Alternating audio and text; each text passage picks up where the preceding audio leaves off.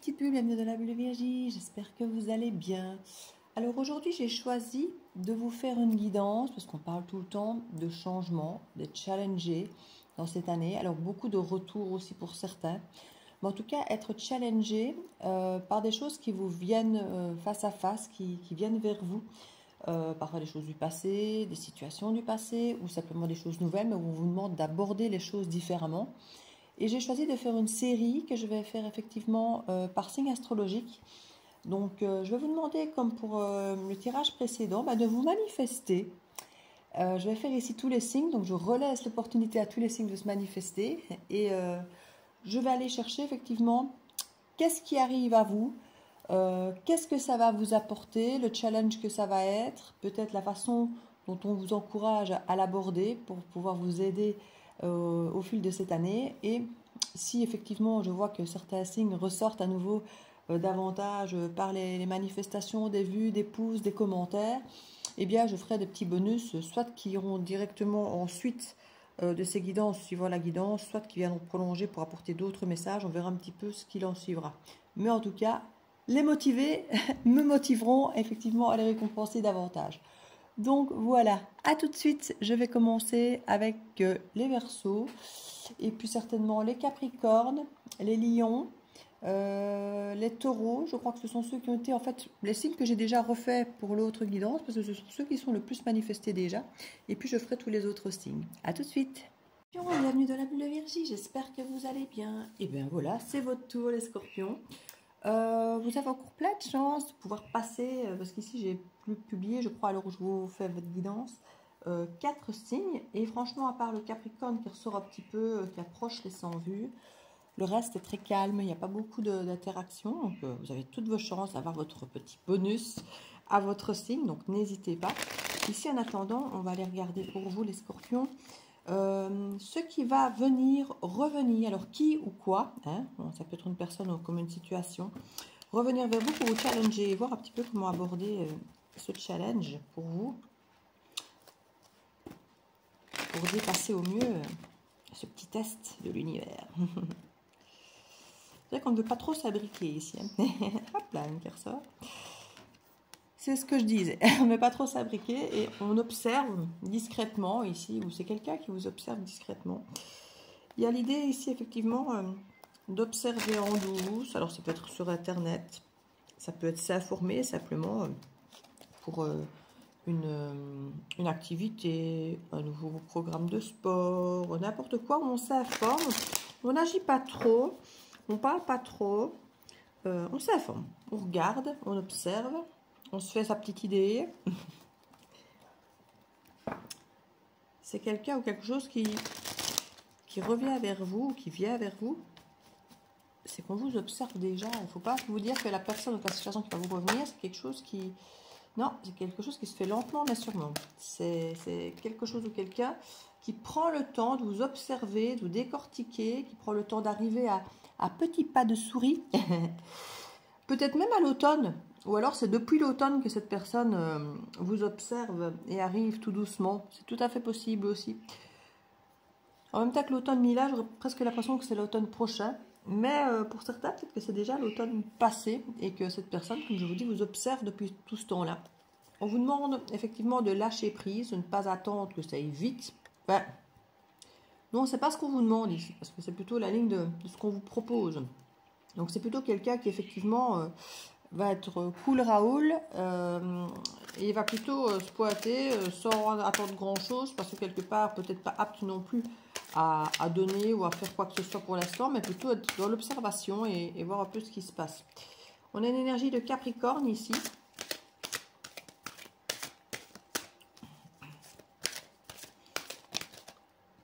Ici c'est votre challenge, hein. Cette ligne-ci c'est votre challenge. Là, c'était ce qui vous vient en première ligne. Ici, c'est votre challenge en deuxième ligne. Et en troisième ligne, ça va être comment vivre ou aborder ce challenge. C'est l'attitude à avoir qu'on vous propose éventuellement. Je referai, pour ceux qui auront effectivement, qui sont sortis du lot, je referai un autre challenge pour plus le mois de janvier, plus proche. Ici, c'est pour 2025, pour avoir dans les grandes lignes pour que vous ayez une idée de ce qu'on attend de vous en 2025. Je ferai une pour ceux qui ont explosé le compteur au milieu des autres. Je referai effectivement une plus pour janvier éventuellement.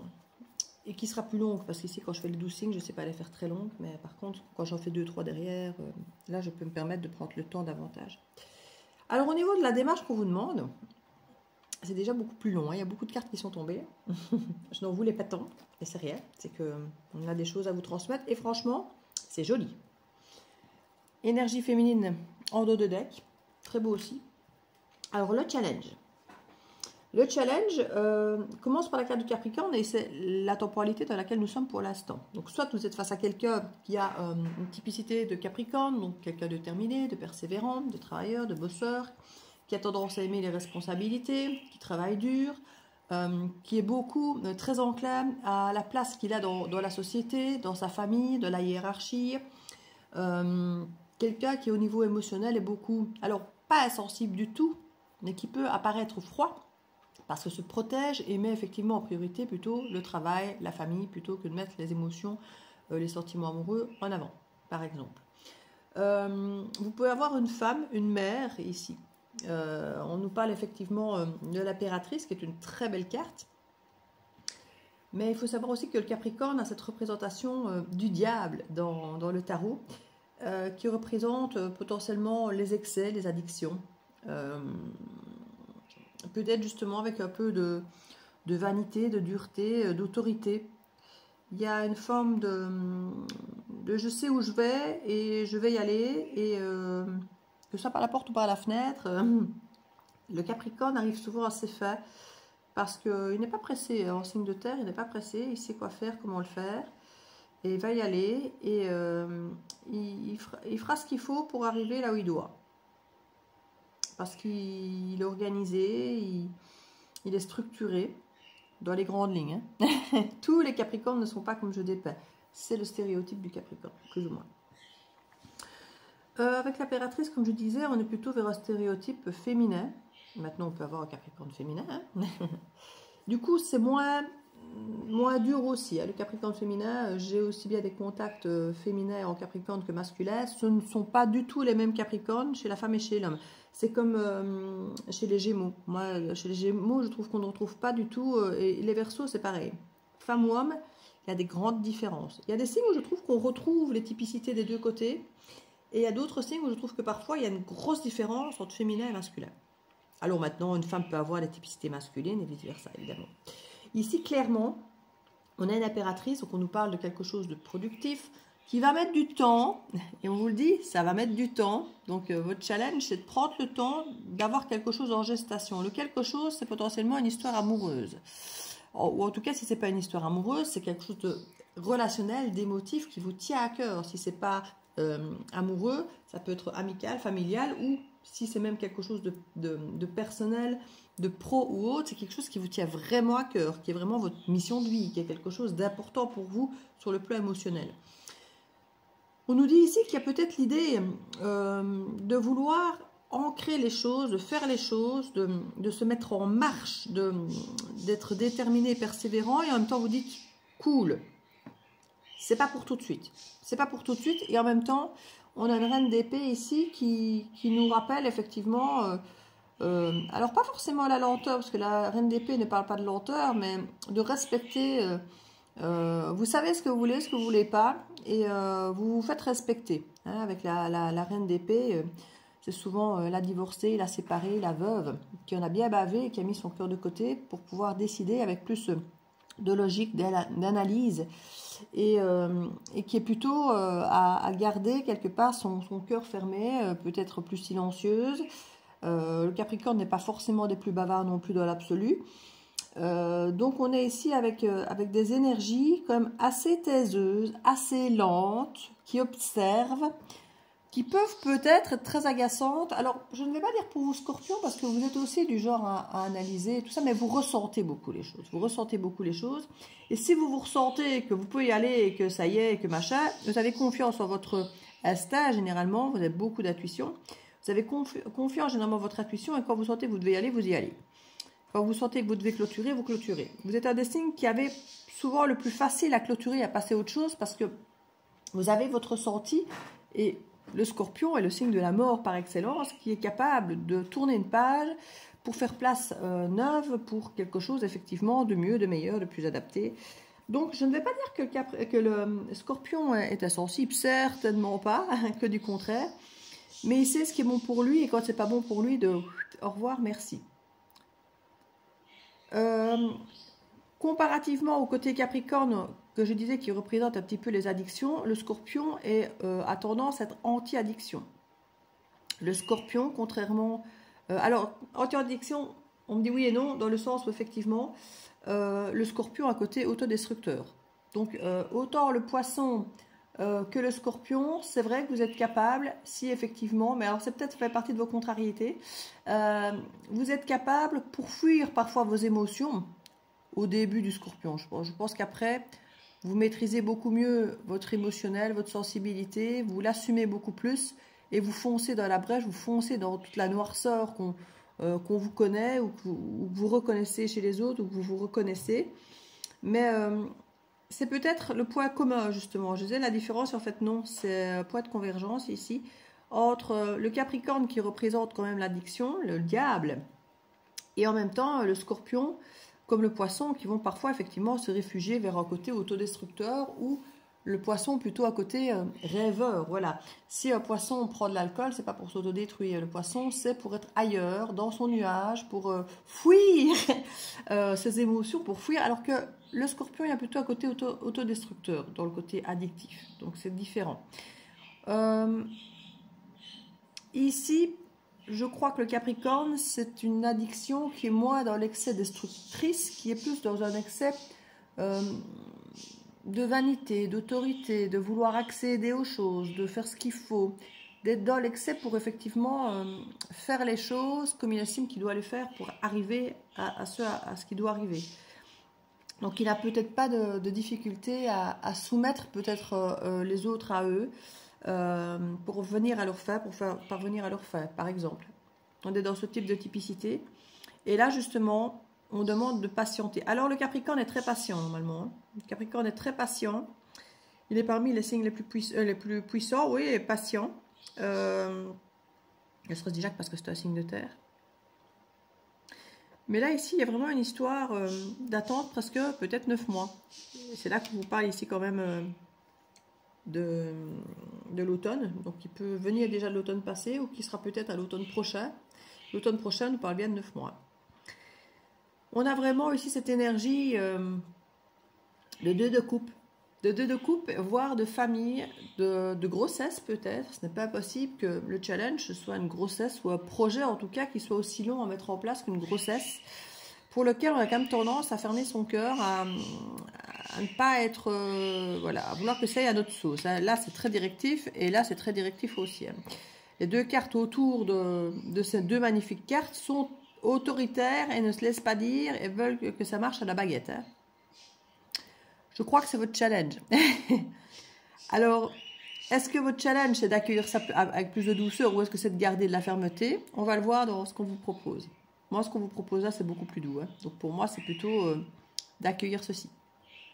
En tout cas, comme je dis, ce qui vient à vous, vous n'allez peut-être pas le voir venir parce que c'est tout en douceur, c'est lent, c'est de l'observation, c'est du lâcher-prise. Donc, vous n'allez peut-être même pas le voir venir. Mais vous allez peut-être le ressentir, par contre. Parce qu'on a quand même l'intuition ici avec la femme et on a quand même une reconnaissance, un triomphe. Donc, c'est pas possible avec l'équilibre et puis, on a un cavalier d'épée. Donc, le cavalier d'épée, il va venir dire les choses clairement, une vérité, une discussion.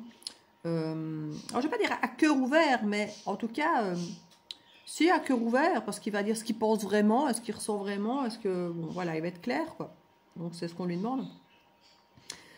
Alors, on va vous demander d'accueillir à bras ouverts, parce que je ne sais pas encore si, parce que je n'ai pas vraiment analysé les cartes, mais de suite, je vois yes. Donc, on va vous demander d'accueillir tout ça. Même si ça vous contrarie, parce que c'est un petit peu pas assez franc du collier à votre goût, trop lent, trop je regarde discrètement, je ne me manifeste pas, je ne dis pas les choses clairement, alors que vous êtes quand même beaucoup plus brut de décoffrage, à dire les choses, à les creuser, à les piquer là où vous savez qu'il faut aller piquer pour accéder aux choses sombres. Vous êtes face à quelqu'un qui prend beaucoup plus, qui fait beaucoup plus attention. Hein. Alors, je me demande si le Capricorne ne fait pas des signes ne fait pas partie des signes avec lesquels vous vous accordez le mieux, normalement, Scorpion. Et ici, on vous dit d'accueillir les bras ouverts cette situation, alors qu'on a tendance à dire non. Vous avez peut-être tendance à dire non, peut-être justement parce que, comme dit, hein, voilà, ça va peut-être trop doucement à votre goût, c'est peut-être trop nonchalant, pas assez affirmé, pas assez clair, pas assez assumé. Il y a peut-être un peu de ça. Parce qu'on a un beau oui et puis on a un non. Donc, est-ce que vous êtes entre les deux? C'est possible. En tout cas, nous parle d'une seconde chance, d'une renaissance.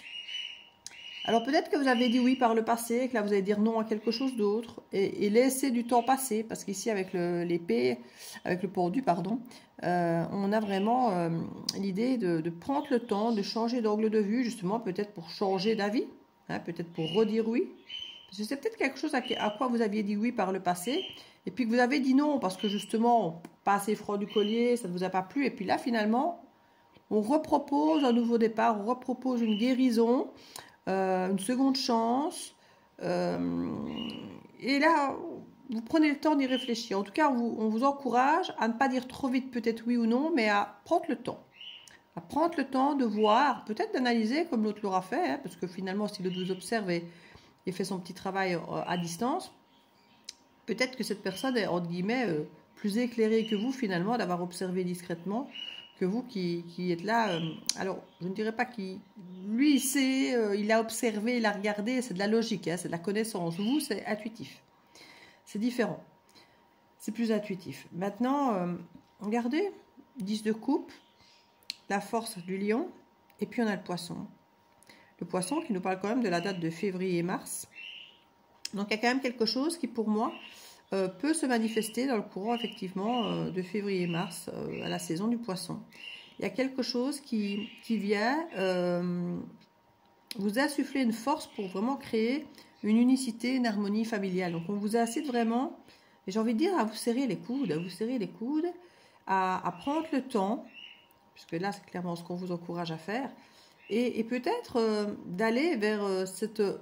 guérison, moi j'ai envie de dire. Alors guérison, soit vous tout seul, si c'est la décision que vous prenez, parce qu'on a aussi bien le oui que le non. Donc certains choisiront de dire oui, d'autres choisiront de dire non. Mais en tout cas, on vous encourage à prendre le temps pour décider de comment vous voulez guérir. Guérir avec cette proposition qui vient à vous, ou guérir sans. Mais en tout cas, pour vous, ce sera de l'harmonie familiale, de la force. Vous aurez dépassé vos peurs et ça risque de se manifester effectivement en février et mars.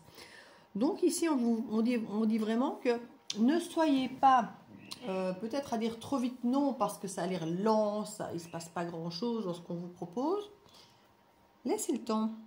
Laissez le temps. Ce temps vous permet de voir les choses autrement, sous un autre angle, d'observer les choses différemment. Et il y a quelque chose apparemment d'assez joli qui peut se manifester en février et mars, c'est la saison des poissons. Et saison qui en plus est une saison d'eau, donc qui va résonner avec vous. Hein. On parle de travailler dur, d'un as de denier, donc d'un nouveau départ ancré, et d'un 9 de coupe. Moi, je trouve que c'est pas mal du tout. Hein. Et dans un premier temps, on se dit non. Donc voilà, vous savez ce qui vous attend. Vous savez qu'il ne faut peut-être pas trop vite dire non. Et je trouve que finalement, le challenge, c'est de vous inciter peut-être à la patience. Ouais. C'est vrai que l'eau, généralement, elle est... Or, ce n'est pas les signes d'eau les plus rapides, généralement, au niveau timing par rapport à d'autres. Mais par rapport à un signe de terre, potentiellement, vous êtes plus rapide qu'un signe de terre. Donc, à suivre, vous me direz. N'hésitez pas à vous manifester. Alors, les lectures, forcément, si vous me regardez, vous avez déjà fait votre job. Laissez un petit pouce, un petit commentaire pour essayer de faire exploser les compteurs du signe du Scorpion. Et alors, vous auriez votre bonus. Et je referai un pour éventuellement janvier, pour savoir ce qui vient vous challenger en janvier. Ou peut-être une autre guidance, je verrai bien. Je ne sais pas. Je n'ai pas encore décidé. Je verrai déjà combien se sont manifestés, combien de signes sont sortis du lot pour choisir un petit peu lesquels je ferai. Et du coup, ceux que je vais faire. Voilà, je vous fais des bisous et à très bientôt dans la Bulle de Virgie. Ciao, ciao.